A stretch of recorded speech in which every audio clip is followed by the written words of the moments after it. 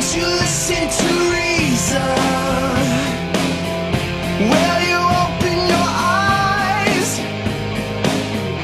It's a wonder what you'll find with an open mind. You may be surprised. Yeah, gotta get away from this illusion for the sake of the world. This delusion, it's gotta go.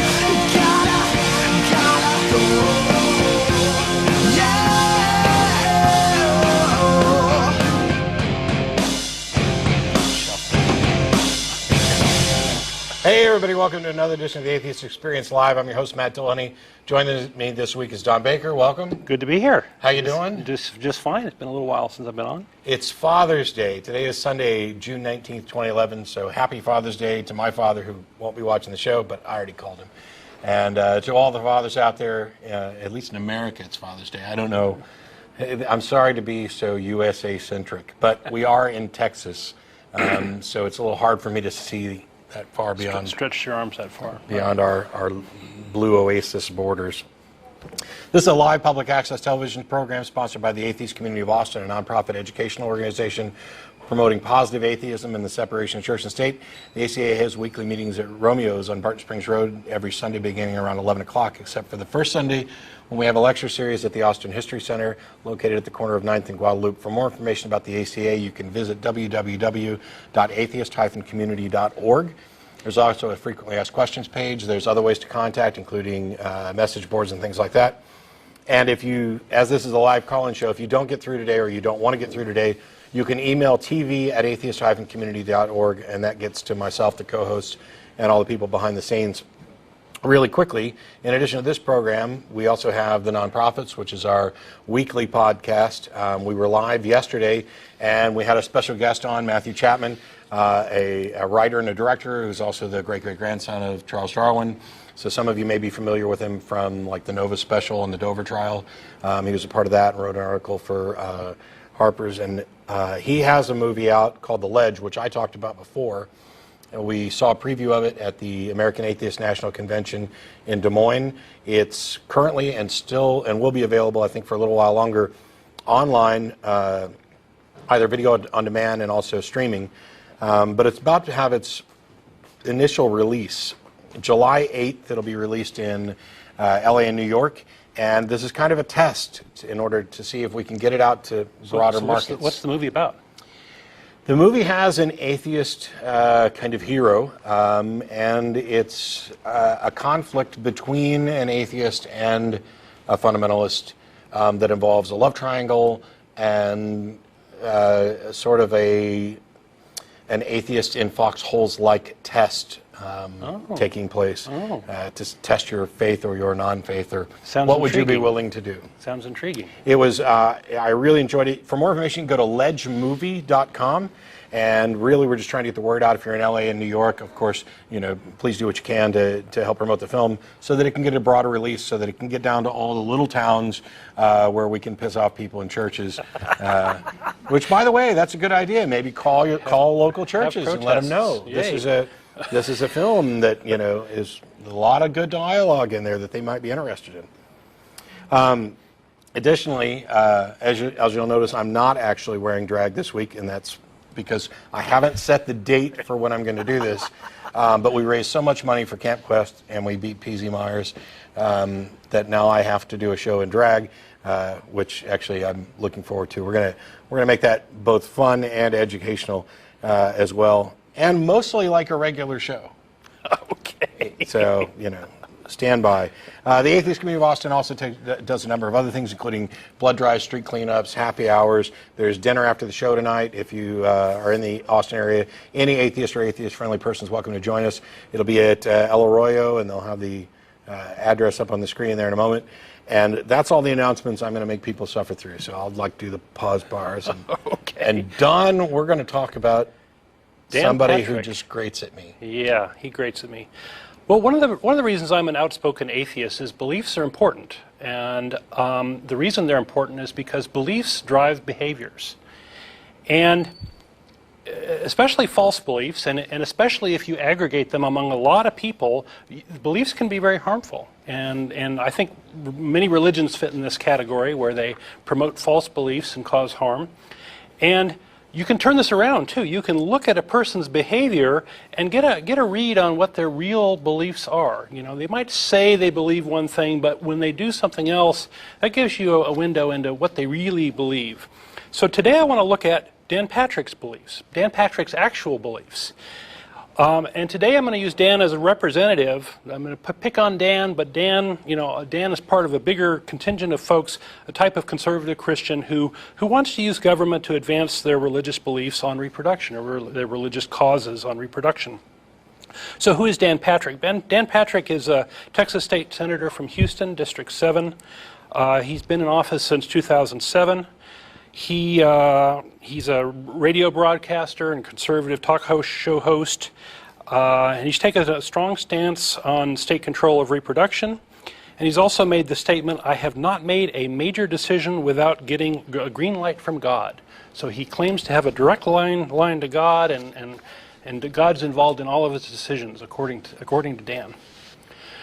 Well, recently he got a bill passed into law. It's called the Sonogram Law. It's State Bill 16, if folks want to look it up. It was passed on May 2011, pretty recently, and it will take effect September 2011. And what the bill does, it will require a physician of a woman seeking abortion to perform a sonogram, to offer her to see it, which is just fine. The doctor has to provide a mandatory verbal explanation of the fetus, and in particular, I'm going to read from the bill now. The doctor has to provide in a manner understandable to a layperson a simultaneous verbal explanation of the results of the sonogram images, including the medical description of the dimensions of the embryo or fetus, the presence of cardiac activity, and the presence of external members and internal organs.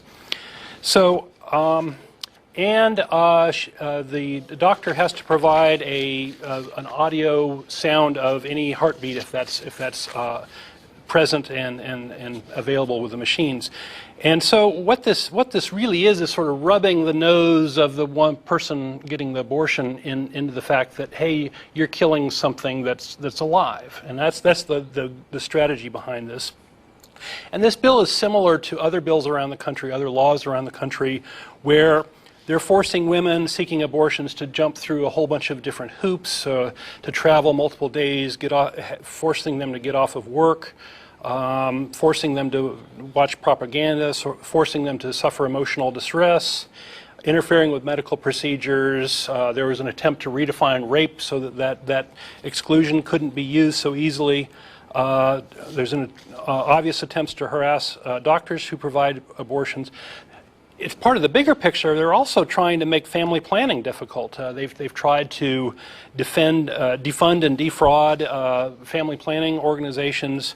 They've tried to increase the costs and liabilities of abortion providers. And the pro-life movement is largely religious in nature. So, although there are people on both sides.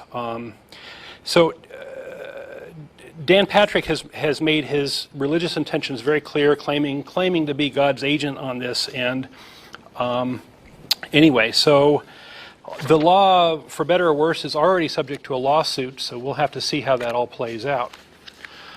Okay, so we have Dan Patrick producing this bill, but I think Dan Patrick's true beliefs are rather confusing because, for example, he claims that he wants to reduce abortions, and that's a common claim you hear. But I believe that's a lie because there are two well-known, effective ways of doing that. Let's discuss those. The first well-known way of reducing abortions is abstinence.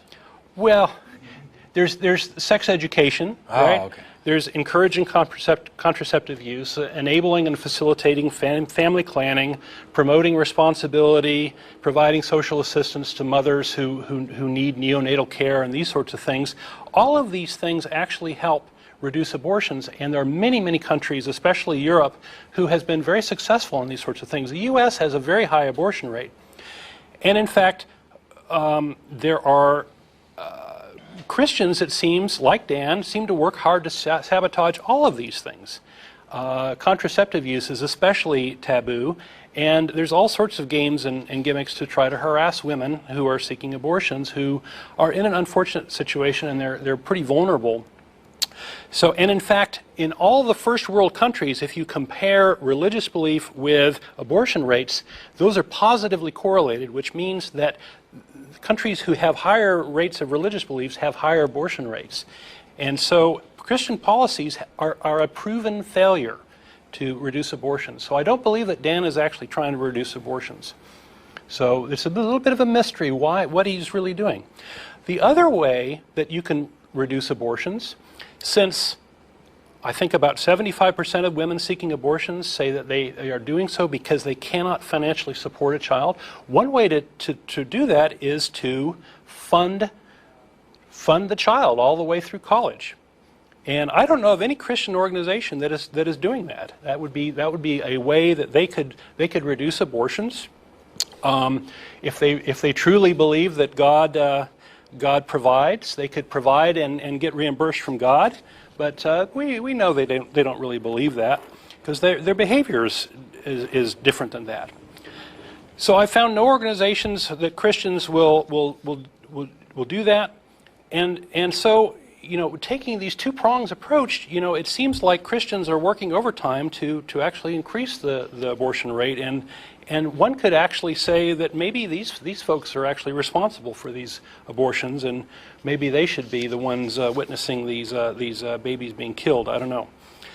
So, in my cynical opinion, I believe that Christians want to control people's reproduction, but they don't want to have any sort of responsibility for, you know, what comes with that. And those two things go hand in hand. You can't control something and not end up being responsible for it. So there is some other issues that I want to bring up too that are kind of confusing to me. There's a lot of religious confusion in what Dan and his pals are doing. They must not believe that prayer works, because if prayer worked, they could just pray to God and have an answer to the question. But maybe they've done that. Maybe they've asked God, and God hasn't done anything. So maybe they shouldn't do anything either if they really believed in God's omnipotence. Dan must be pretty sure that God and his church are powerless to control the flocks of the church. Otherwise, why co-opt the state government in order to make your religious dogma part of our state laws? Why would you need to do that if God and the church could do that? Dan and these pals clearly don't believe in church-state separation, and they're actively sabotaging the Constitution by shoving their religious dogma down the throats of non-religious people. Dan claims to follow a God, but God is actually the biggest abortionist. If you read in the Bible, he's killing kids all the time, killing genocide during the flood and these sorts of things. And you know, there's a statistic that about half of all embryos don't implant. And who's responsible for that? God must be, right? If God can control everything, he must be the biggest abortionist. So why are we if you're against abortion, why are you worshiping this God? I'm confused. And God, in his infinite wisdom, knew that Dan couldn't handle control over a single uterus, right? Otherwise, he would have given him one. And it seems like we should honor this divine wisdom by keeping him from controlling all uteruses. Let's see. Dan and his pals seem to be certain that their God can't talk directly to the woman involved, and maybe the woman is following God's orders to kill the kid, just like Andrea Yates or Abraham or one of those folks. You know, yeah. It's a big presumption to say that you know better than these women do. The men who presume to speak for God. Right. And Dan seems to think that abortion is killing children, but worships a God who did that to his son, who killed his own son, which is kind of the central tenet of Christianity. And Dan actually had a very odd quote. Let's see if I can find it. He said, the good news, this is after the law was passed, the good news is through the blood of Jesus Christ, he forgives, and women can have have aborted children, women who have aborted children need to know that message. And I believe that this can be the beginning of the end of 75,000 abortions that we have every year in Texas. So he thinks there's a bunch of ironies here, right? So he says that if you're Christian, there's no penalty for abortion because Jesus forgives you. And then he's also claiming that God killed his kid because, and that sort of has something to do with you not killing yours or you're killing yours. It's a little confused. I'm kind of confused by that. And he's also saying that God can enforce his own laws, so the states have to do that based on in opposition to the U.S. Constitution. So I'm just very confused by the whole thing. Dan and his friends don't believe that the Bible makes it very clear that man's children are, and his wives, plural, are his disposable property to kill, sell into slavery, have incest with, or whatever. Dan doesn't seem to realize that causing a miscarriage is listed as a property crime against the father in the Bible in Exodus 21, verse 22. So there's a whole bunch of things here. Dan claims to follow Jesus, but supposedly who supposedly encourage compassion for the poor, but these Christian policies actually create poor people. So I don't believe that they actually really follow Jesus that well if they're actually out creating poor people. So I'm just very confused by all this. There's no religious exemption for this law. So in 1 Corinthians 7:29, Paul says not to have babies as it will complicate the second coming. So there's a perfectly valid religious reason to have an abortion if you look at the right place in the Bible. Anyway, so I really think that Dan is kind of confused at so many levels that abortion is these abortion laws are very much at odds with their stated priorities. The people behind them have other motives. I believe I know what they are, but I'd encourage folks to call in and try to explain what these folks' motives might be. These laws are ineffective and they're very harmful. And so call in and let's chat about it. Yeah, and at a minimum, all they've really done is increase the price and the hoops that you have to jump through, the cumbersomeness of actually going through and getting this medical procedure. So, yep. Which in most cases, by the way, the overwhelming majority of women who get an abortion, it's prior to the 12th week. Yes. It's very early, and so there's not really that much to take a picture of or show them, and it's one of these things of they're trying to make a mountain out of a molehill type, situation. Yeah. So we got callers on the line. I guess we'll go ahead and get started right away with Charles. How are you? Hey, Matt. How you doing? Good. Hey, listen, I want to thank you guys very much because only recently I came to accept that I'm an atheist, and I've been watching your many shows, and it's good to know I'm not like the only atheist out there, and you use logic and sense to describe the atheist position, and it's been very, very helpful for me, and I want to thank you very much for that. Well, thanks. I'm glad to hear that. And I had a couple of quick questions for you. There was one thing about Christianity I have a hard time understanding. Christians would tell me that I need to accept Jesus Christ to get his forgiveness. And I'm curious, what do I need to be forgiven for? Because according to the Christian story, he was crucified, and at that point forgave everyone, if I'm not mistaken. No. Why do you guys do this to me?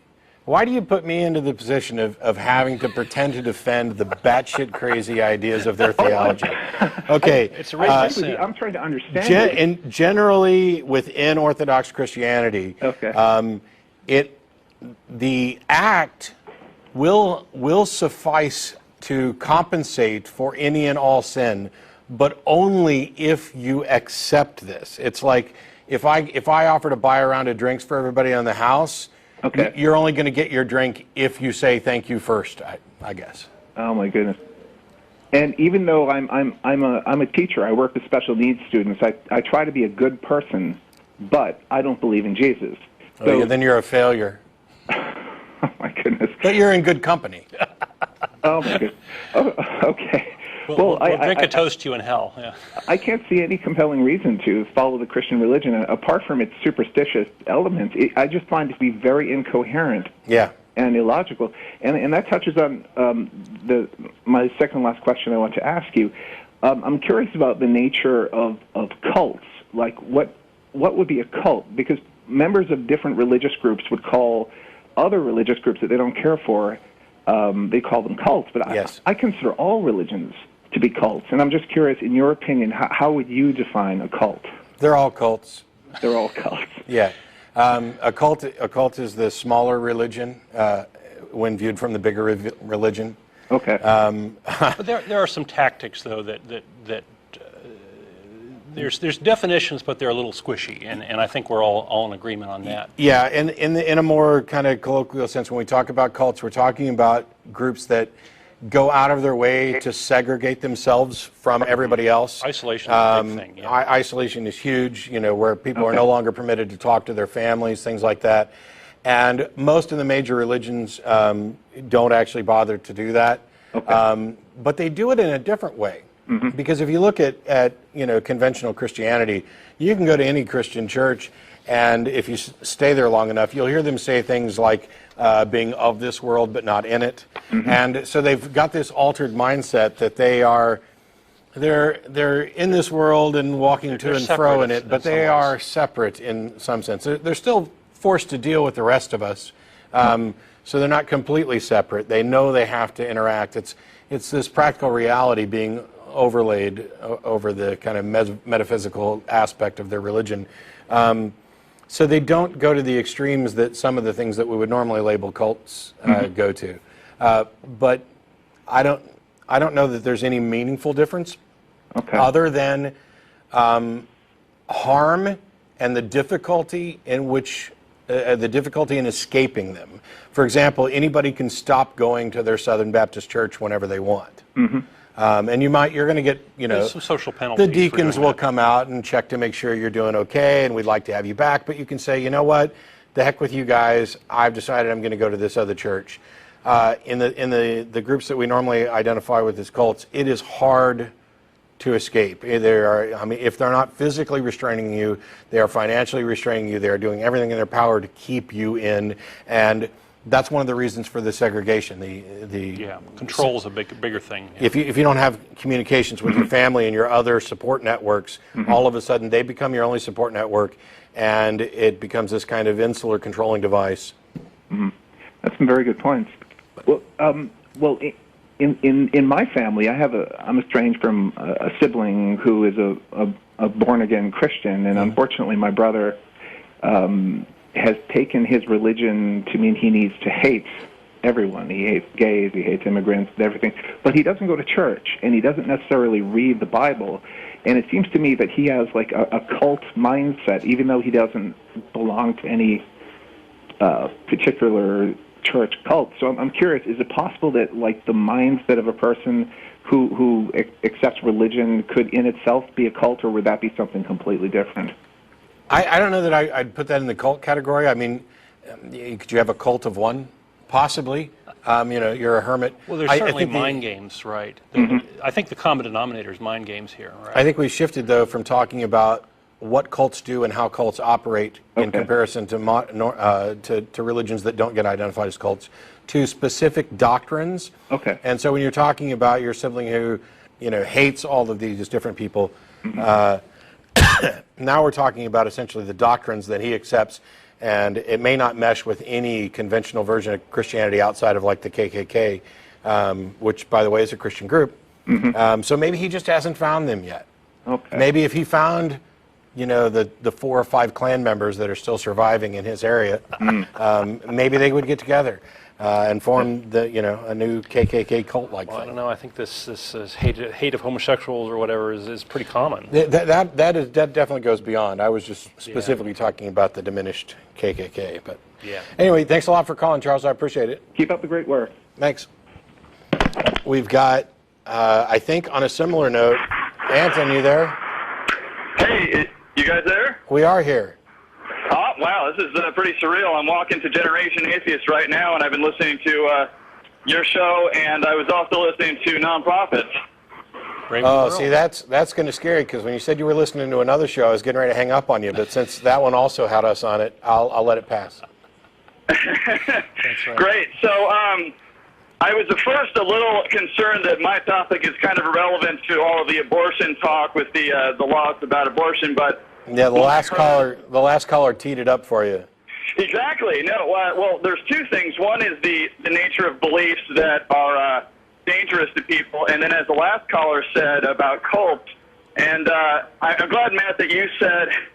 Sorry, I'm hearing my voice in the show. Anyway, I'm glad, Matt, that you said about isolation with cults, because I would actually argue that the caller's definition was a little bit off, because as I had in my article that you read, the Family International murdered my wife. My late wife was raised in the Family International, which specifically forbade people from ever interacting with society, period. Right. And they actually had very specific policies about what would happen if you chose to interact. And That's it was sad. I'm sorry? That's sad.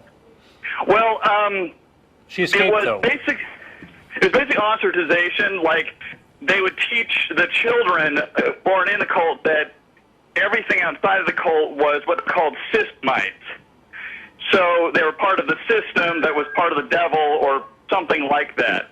And so they basically taught the kids that if you leave, you will be killed or you'll be cursed or something along those lines. Yeah, scare tactics. Yeah, exactly. Now, technically speaking, you were free to leave. Oh no, I'm serious. I mean, my late wife said several times, "Oh yeah, they told us we were free to leave," but the practicality of it was, as I said in my article, you were raised in the cult, you were taught by the cult. I'm sorry? Nothing. Keep going. Hello? You're still on. Oh, okay. So I heard about a bunch of background. So anyway, because you were raised in the cult and you were taught by the cult, you didn't have anything like a standard education. So when kids became adults, they didn't have things like high school diplomas or college educations or resumes for work. So if you chose to leave the cult, you didn't have the basic things that we all take for granted. So Yeah, you that's couldn't sad. necessarily survive in society if you chose to enter it. Yeah, that's really sad. So, the isolation thing is one. Another huge one, which I think is arguable with most religions, like, Catholicism and the Pope, was that the founder of the family, David Berg, he was treated as a god. Hello? Yeah. Okay, so this sort of still more thing is feedback. common, right? Is that somebody is an ultimate authority, and you're not to question them, and you're supposed to follow Exactly. orders. Yeah. Yeah, and in fact, he basically just handed out policies in the form of what he called Mo letters, Mo being short for Moses David, his other name. And they were just policy. You had to follow them. You couldn't question them. And he would often just make stuff up and say, this is the way it is. And there we go. That That's was the way it common. had to be. Yeah. Muhammad So, did that. now I'm trying to think of other features like that. I mean, those are the two main things that separate religions from cults. But also, I think just strange policies like the Family International preached and considered perfectly common for adults, especially men, to have sex with children as young as 5 years old. And this was not considered weird or strange or anything. This is just the way it was. And if you were chosen by an adult, you did not have the right of choice. You couldn't say, I don't want to have sex with you. You just had to. Yeah. So, there's at least, thousands and thousands of kids who are raised in this, and so they're very sexually confused into their adulthood because they were taught by their native society that this is a perfectly natural thing to do and that they are wrong for even doubting or questioning it. Yeah. That's sad. Yeah, so anyway, that's the main stuff about the Family International that I wanted to communicate to you guys. And So what's the name of it? The Family The Family International. International. I hadn't heard of that. Unfortunately, most people haven't, which is why I wrote my article for Support Atheism and Atheist Connect, because most people haven't heard of this, even though, and this is public information, but people like River Phoenix and Rose McGowan and Lee Phoenix, or as you know now, Joaquin Phoenix, were all members. And I know this because my late wife was in the same commune as them. So it's not very well known, but I'm sorry, my point was it was founded as the Children of God, and then throughout the years in the 70s, they tended to change their name for whatever reason, possibly, I don't know, avoiding being named in lawsuits or something like that, I'm not sure. But yeah, now they're known as Family International. They're trying to become a so-called mainstream Christian religion, and they actually have a pretty, I guess you would call it standard PR movement or thing, I don't know what you call it, because they have a website that looks like, you know, anybody else's website. It looks professional. Yeah. It doesn't look like a fringe cult. And, in fact, they don't have anything about their policies from the past on there. Now, other sites like xfamily.org, X, just the letter X, family.org, has all of the material that they, you know, accumulated throughout the years, pictures and drawings and these Mo letters that I mentioned. Okay. Cool. Well, at least you know, one thing about the internet is that it ends up being kind of the great equalizer, yes, so that we can get information out. A lot of the smaller cults, you know, I mean, they get investigated, but it's really difficult to make the case sometimes. And I mean, we have a hard enough time getting the Catholic Church, amongst others, to take responsibility for their, you know, acts and supporting and shuffling around pedophile priests and all these problems. It's taking a long time to actually get action on the bigger organizations. Usually it's a little easier to at least push action on the smaller, but it's harder to investigate because everything is so private and so separated. And in fact, with the Catholic Church, it's about easier because they actually interact with society. Yeah. They are subject to laws within the countries that they, you know, are active in. Well, the Family International is communal, and it basically hides in whatever country it's in, you know, whatever cell we're talking about. And so there really isn't anything legally that can be done because, of course, if someone who lives in America was abused as a child in, say, Egypt, well, that involves America and Egypt. Right. So America would have to go to Egypt and say, hey, this thing that happened 10 years ago, we need you to extradite this person whose name we don't really even know because she's using an alias. Yeah. Right. So, but if children are being harmed in the U.S., there are things that can be done. Oh, right? Of course, yeah, in the U.S., which is great. But yeah, I mean, most of the crimes that TFI committed were all international, and so unless the home country, be it Egypt or Iran, is willing to go after them, then there's nothing to be done. And in some cases, I can't remember which country it was, but you can find out if you look it up. They were actually in cahoots with the family, because the family was basically paying them off to look the other way and even support these policies. Yep. So, yep, these things happen. Yep. So a lot of investigative exactly. stuff. Well, thanks a lot for calling in to give us the links and stuff. Hopefully we get a little bit more information out, and maybe some investigations will be forthcoming.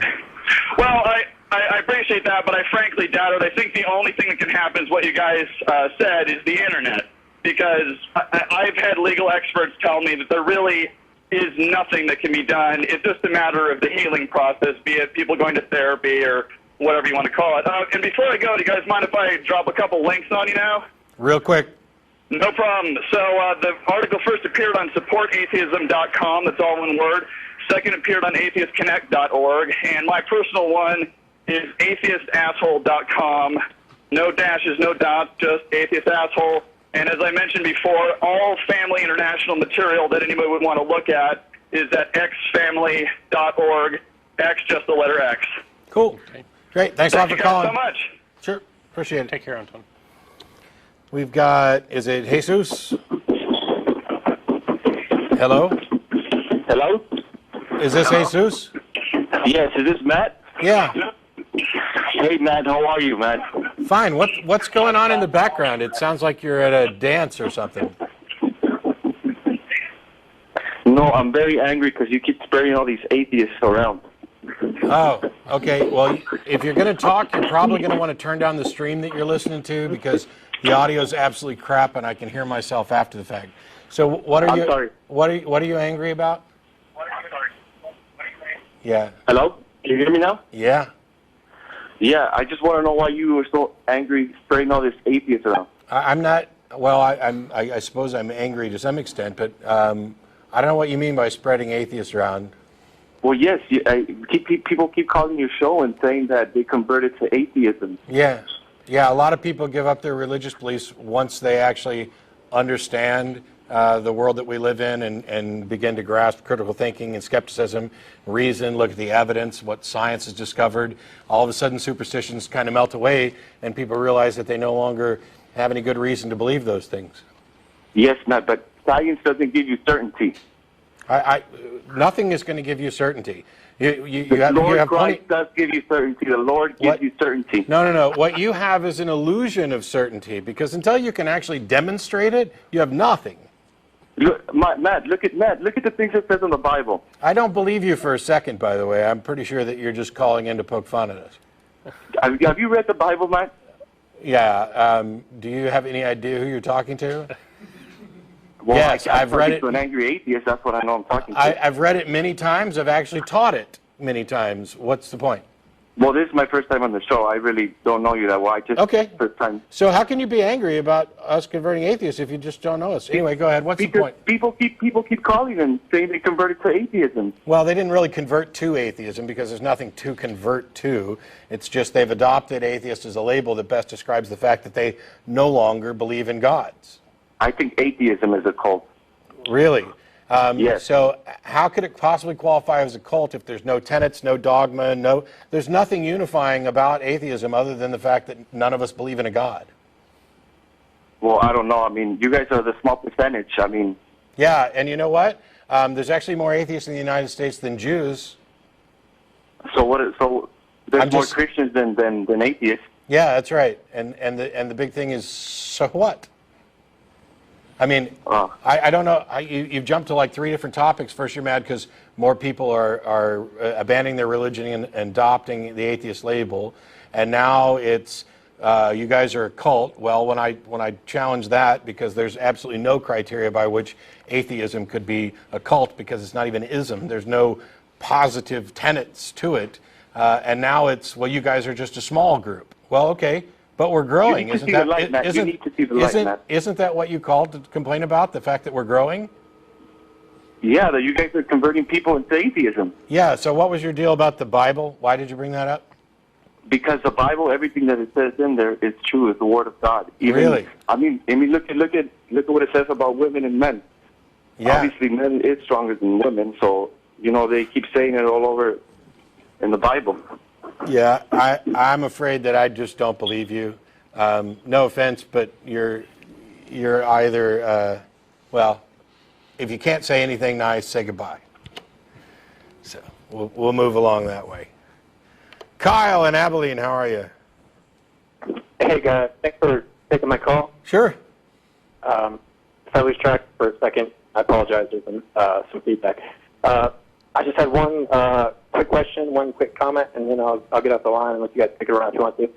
Don was talking about the abortion legislation in Texas, and he said a couple times he was confused about what's going through this Patrick guy's head. And you might be familiar with this, but a while ago, Rachel Maddow had the I guess the CEO of the National Women's Organization on, and they were talking about how they're pushing all this legislation in multiple states, so it will eventually get challenged since there's it's 5-4 conservative on the Supreme Court. Do you guys agree with that? I'm sorry, what? One more time? Having a little trouble following. Something's getting pushed so that it gets challenged to the Supreme Court. What's being pushed? All this they're introducing legislation. They're introducing more and more bills and legislation about abortion because the status of the Supreme Court is such that if it's challenged, it may end up overturning it. Yes, I think that's exactly what's happening. Okay. And abortion is legal right now, but there's an attempt with these laws to push the envelope as much as possible and restrict abortions as much as possible and hinder them and make them as difficult as possible. And they're trying to sort of figure out where that line is. There are various lawsuits, yes, and it could be that one of these will be challenged up to the Supreme Court. And there is a complex dance there, right? If you challenge it, you want to have a case where you get a ruling kind of in your favor, a broad ruling in your favor. And right now the court may not be favorable to that. There's actually been a number of discussions in the atheist community about some of the lawsuits that Michael Newdow's filed, because there's, essentially by continually getting shut down, he runs the risk of setting bad precedents, precedents that we have to fight in future legislation. So the game that you play when you're engaging in these battles isn't always one of being in the right, having the correct position, the balance of the court, and the way the kind of the tenor of the legal system at a given time kind of dictates what you can, or actually what you probably should or shouldn't do. And so I think a lot of the abortion rights activists are making use of this to their benefit. Fortunately, I think that there are some issues that are set firmly enough that they're not at immediate risk, but everything is at risk if we, continue to allow bad laws and bad precedents to be set. I have just one more question, and Sure. then I'll get the line. I know that Jesus apparently preached divorce as a big sin. He was really explicit about that, but he didn't say anything about gay marriage. And evangelists, what's the word I'm looking for? Evangelicals. They get divorced all the time. So what do theologians say and prominent church leaders say when it comes to that contradiction?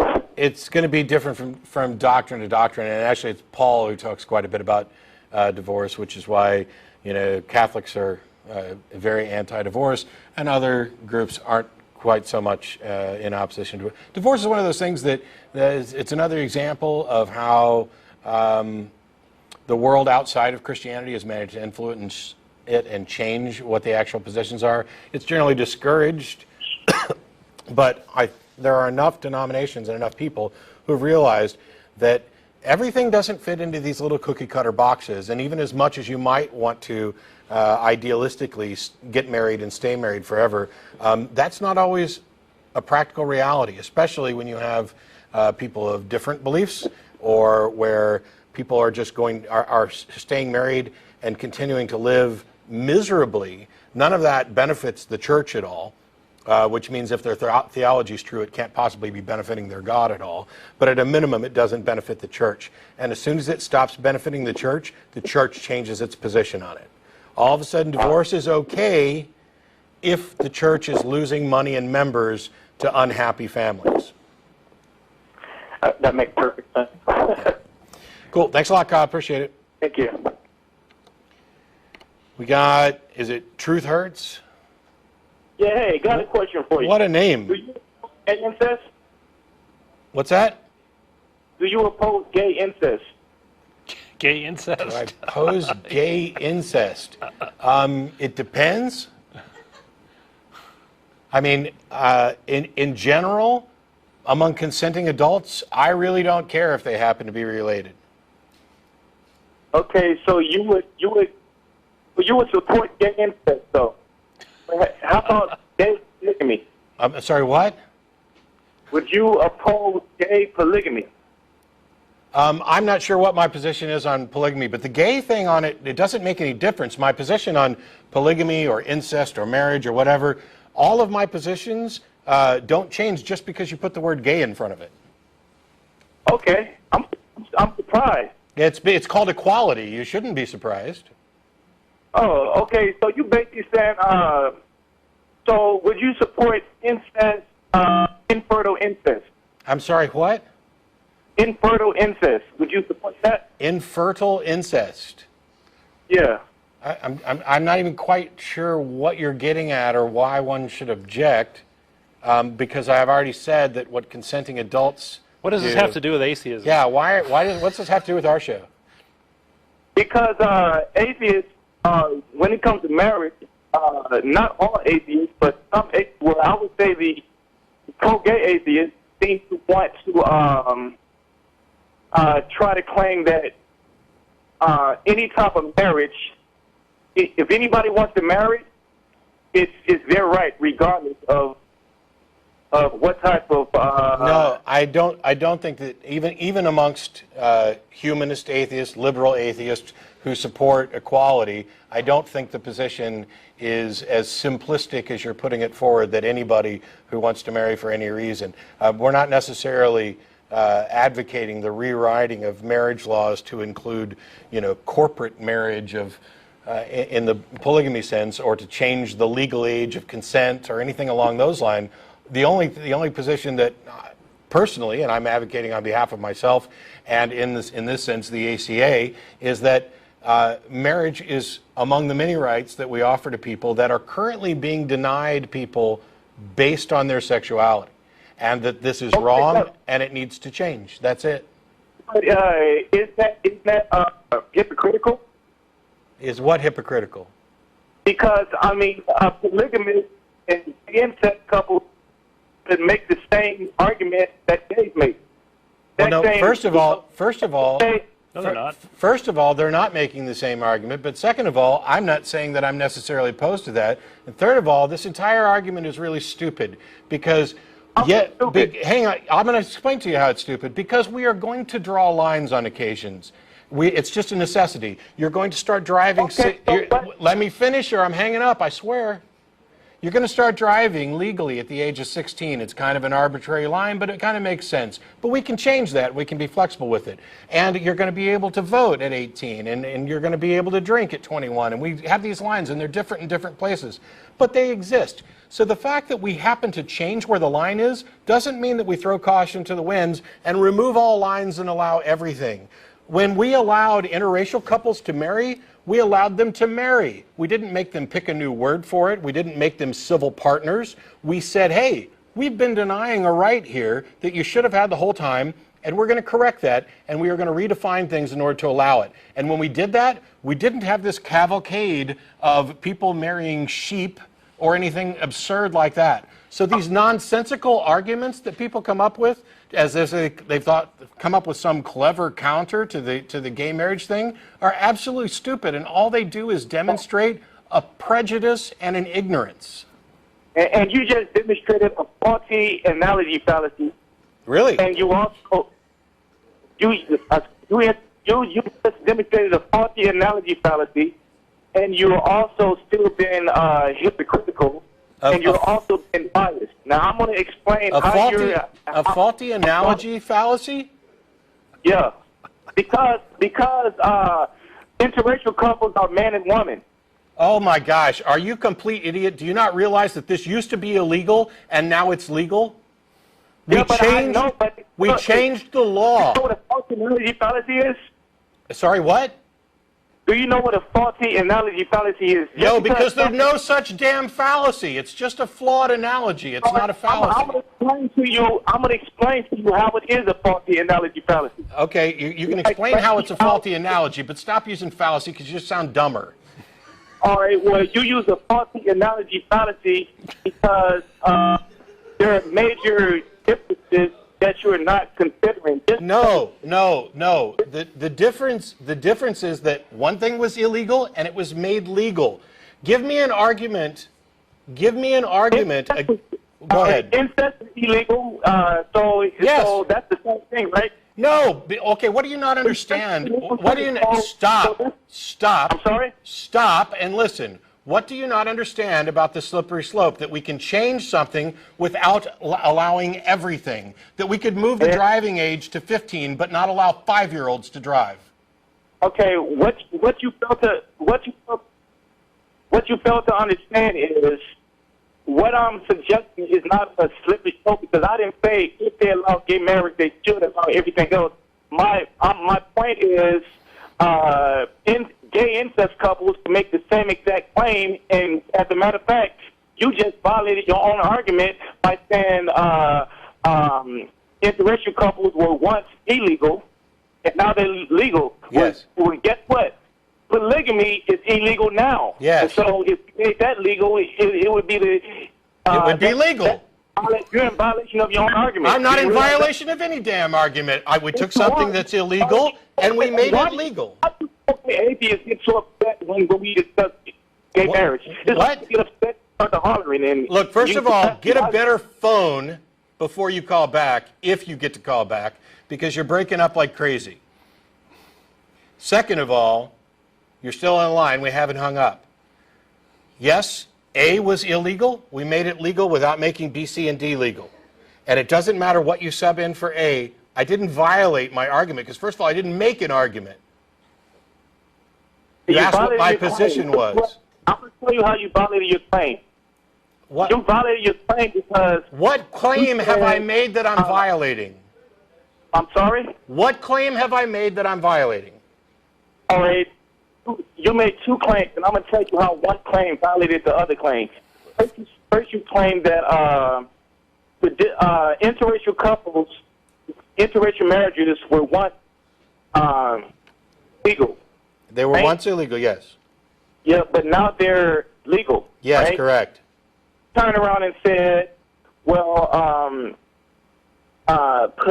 polygamous, it's illegal, right? Yes. But if I use the argument again, if I use your same exact argument, if I say, well, polygamy is illegal, just like interracial marriages were illegal, just like gay marriage is illegal. They all have the same thing in common. Yes. Gay marriage, interracial couples, polygamy were all illegal. Yes. And I can say, if they legalize polygamy, I can compare that to interracial marriages too. Yes! You absolutely could. That's the argument. That's the point. It's not a contradiction. It's a demonstration that while we have made one thing legal that used to be illegal, we can do that for other things as well, but we're not required to. Okay, and that's how you're biased, because you're biased toward other marriages other than gay marriage, because no. No. The polygamist. No. What is your argument against gay incest? No. Did you not listen to me at all when you first called in? First of all, I said I don't know what my position is. Are you going to stop, or are we going to hang up? All right, go ahead and talk. Did you not listen when you asked earlier? I said I don't know what my position is on polygamy. I'm still weighing it. I could see possibly making polygamy legal. So I'm not being hypocritical there because I don't have a position. But your other thing was when you asked about gay incest, and I said I don't have an objection to what two consenting adults do. I don't care if they're related. That's not an issue. Okay. All right. So what is your, the fact that you don't know if polygamy should be legal or not, but you do know that gay marriage, Yes, I support gay marriage. I support gay marriage, yes. Okay, so why do you support gay marriage, but you're not supposed to about polygamy? Because I don't see any reason to exclude two loving people from engaging in the same union that any two other loving people could, solely on the basis of gender. I think that is an absurd minimization of rights that should have been afforded long ago. Okay, now I'm talking about polygamy. What is your rational argument against polygamy? I told you I have not settled on a position on polygamy, and I can see, I swear I'm going to hang up on your ass. What's holding you back?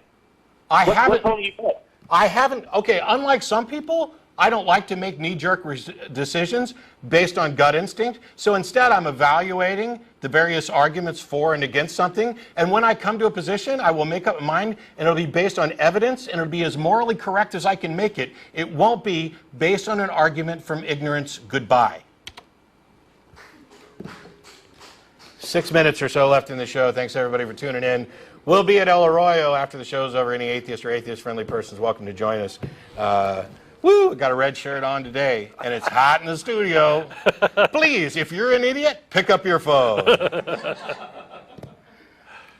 Lou from Oklahoma City, how are you? Hey, great, Matt Darn. Thanks for taking my call. Thanks for waiting. We only got like 5 minutes left, so you have to okay. I'll try to make it brief. We brought up the reasons that lead to abortion. Yeah. Okay. Now, I run an anti-teen drinking org in Oklahoma called alcoholthenarcotic.org. Half of all teen pregnancies, unwanted, caused by at least one of the participants being drunk, right? Now, I make a hobby out of hypocrisy. I pointed out, if through the Bible there are verses left and right about drinking, okay? I started a blog called Christian Dopeheads Are All Going to Hell. Right out Corinthians. Nor thieves, nor greedy, nor drunkards, nor slanderers, nor robbers will inherit the kingdom of God. Yeah. Totally hypocrisy. And I've met with the now Lieutenant Governor here in Oklahoma. Wow. Totally not on board with looking at preventing teen drinking to reduce the abortion rates. Pretty cut and dry. Yeah. So you put together this thing to try and expose one of the problems and see if you could get some of these Christians on board to curtail teen drinking. Even though, I mean, like, isn't that a good thing to do generally anyway? Is to try and eliminate the binge drinking, responsibility is a good thing, and the underage we like irresponsibility. responsibility. Yeah, I mean, it seems like it would be a good idea no matter what. But you came up with an extra good reason for it, and they're not helping. Well, here's the thing. I live in Oklahoma. 85% are Christians. Now, you got to understand that they also Too Much to Lose Org reported that half the alcohol kids get come directly from their parents. I'm enraged. I mean, when you consider friends and family, 75%. So, not only are these Christians, trying to pass laws against women's reproductive rights, they're ignoring their own values that would help. Okay, I'm saying there are things that could help. They're not doing it.